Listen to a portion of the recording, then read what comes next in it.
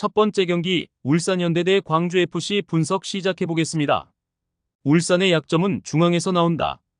특히 중원에서의 주도권을 쉽게 가져오지 못하는 모습을 자주 보여주는 것이 약점.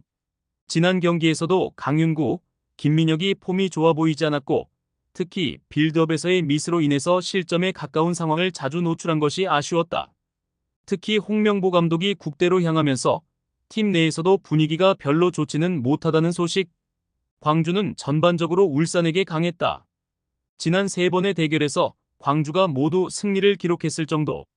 특히 압박에 광주가 적극적으로 나서면서 오히려 울산의 약점을 찌르고 들어간 것이 유효했다고 볼 수 있었다. 다만 광주 역시도 올 시즌에는 결정력에서 뚜렷한 능력치를 보여주고 있는 모습은 아니었다. 공격에서의 들쭉날쭉한 모습이 아쉬운 시즌. 무승부를 기대해보고 있다. 기본적으로 광주가 강한 압박으로 울산을 상당히 잘 상대했던 전력. 울산의 중앙 장악력이나 전반적인 압박 대응 능력은 꾸준히 약점으로 지목이 되어 왔다. 그나마 광주의 결정력도 아주 뚜렷한 편은 아니라는 점이 광주의 승리를 망설이게 하는 요소다. 두 번째 경기 포항 스틸러스 대 강원FC 분석 시작해보겠습니다. 최근에는 전반부터 골을 허용하고 있는 모습이다. 그나마 인천 상대로는 전반전에 실점을 면했지만 당시에도 인천에게 골을 결국 허용하는 등 포항의 수비가 아주 안정적인 상황은 아니다. 다만 포항의 기세는 전반적으로 후반에 드러나는 편. 오베르단의 전진 패스나 최근 홍윤상이 날카로운 움직임으로 상대 공간을 침투하는 등 공격력에서의 힘은 그다지 떨어진 느낌은 아니다. 강원이 가진 압박의 힘은 여전히 유효하다고 본다. 다만 결국 후반에 떨어지는 에너지 레벨이나 실점 커버 능력이 문제. 올 시즌 전반에는 2경기당 1골 정도의 실점률을 기록하고 있지만 후반에는 1.00골의 실점을 경기마다 평균적으로 내주고 있다. 장마철이고 강원도에서 포항으로 넘어가는 꽤 긴 일정도 강원 입장에서는 부담이 될 것. 포항 승리 정도를 기대해보고 있다. 기본적으로 포항도 최근에는 실점의 빈도 자체가 꽤 잦은 상황. 하지만 후반전에 강한 면모가 있고 강원 역시 에너지 레벨이 떨어지는 후반에는 압박 강도와 수비적인 집중력이 떨어진다. 적어도 포항이 최근 득점력에서는 문제를 드러내는 모습은 아니다. 세 번째 경기 전북 현대 대 제주 유나이티드 분석 시작해보겠습니다. 여전히 늪에서 빠져나오지 못하고 있다. 김두현 감독이 꼴찌를 탈출하기 위해서 상당히 실리적인 접근을 하기도 하는데 공격도 수비도 모두 애매해진 상태. 특히 지난 경기에서는 홍정호가 나온 상황에서도 2골의 실점이 나오는 등 여전히 3판을 짜야 하는 전북의 수비진은 구멍이 가득한 상태. 사실 역습 성향에서도 윙어들에게 전개를 맡기는 듯한 해줘 축구 성향이 강해 다른 팀들이 대응이 어렵지 않다는 평이다. 서울이 어느 정도 패착을 두어준 덕에 3-2로 승리를 기록했다. 투톱 전술이 제주에게 중원에서의 자유를 어느 정도 부여한 것.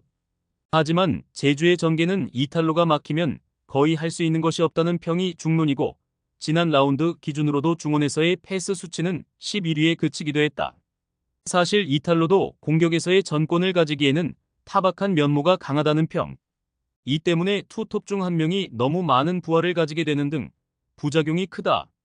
무승부 가능성을 기대해보고 있다. 전북의 현재 기조 자체가 애매한 상황이라고 보고 있고 제주 역시 지난 경기에서의 득점력을 재현하기에는 중앙에서의 전개 능력이 상당히 투박한 편이다. 네 번째 경기 FC 서울 대 대전 시티즌 분석 시작해보겠습니다. 대전을 상대로는 약했다. 특히 지난 경기에서 투톱을 세웠다가 미드필더 장악력이 떨어진 것이 제주 전 패배로 이어지기도 했는데 대전을 상대로도 비슷한 면모를 보여주던 편. 특히 대전이 미드필더에서의 강한 압박으로 승부를 보는 편이라서 서울이 최근 오전에서는 대전에게 1승도 거두지를 못했다. 물론 대전도 황선홍 체제에서 3판을 짜고 있다고 봐야 하지만 여전히 공격적인 전술을 선호하는 편이다. 지난 경기에서는 대전의 낭보가 있었다. 물론 무승부에 그친 결과 자체는 아쉽다고 보나 마사와 김준범이 복귀를 했고 이 두 선수의 호흡으로 경기를 무승부로 만든 것. 황선홍 감독이 공격진 뎁스 때문에 부임 이후에 상당히 어려움을 토로하기도 했지만 현재는 복귀자들이 많은 점이 대전에게는 상당히 긍정적인 소식이라고 할 수 있을 것 같다. 기본적으로 서울이 대전 상대로는 약한 편인데 서울의 미드필더 역량이 투톱을 가동하는 공격적인 상황에서는 문제가 되는 편이다. 대전 입장에서도 여전히 공격적인 전술을 선호하는 편이기도 하고 지난 경기에서는 마사와 김준범의 복귀와 공격 포인트 기록 등 뎁스 면에서는 꽤 좋아진 것이 눈에 띈다. 최종 조합은 영상 아래 고정 댓글로 말 걸어주시면 오늘 정보방에서 무료로 공유해드립니다. 제발 손해보면서 토토하지 말고 다같이 웃으면서 즐겁게 베팅합시다. 함께 하실 분들은 부담 갖지 마시고 편하게 말 걸어주세요.